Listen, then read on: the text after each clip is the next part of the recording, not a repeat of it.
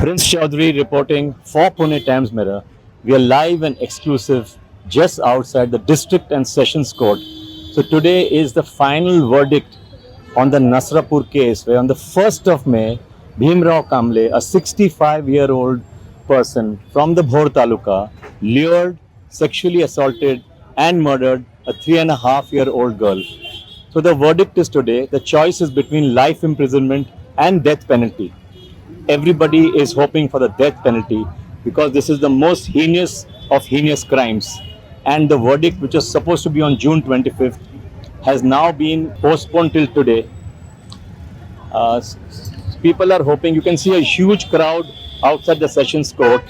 Everybody is waiting with bated breath to see if the death penalty is awarded or not. Everybody is hoping for that, so that this will deter such kind of people to commit such and barbaric crimes against children. This will be a landmark judgment if the death penalty is awarded, because normally what happens is that a life imprisonment is given.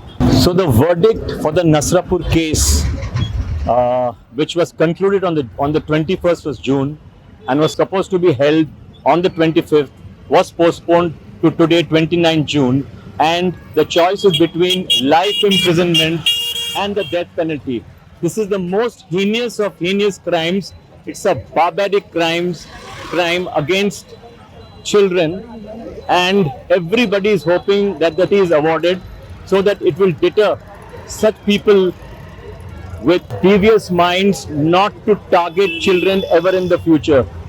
This will be a landmark judgment, and you can see the lawyers are giving their opinion regarding this case.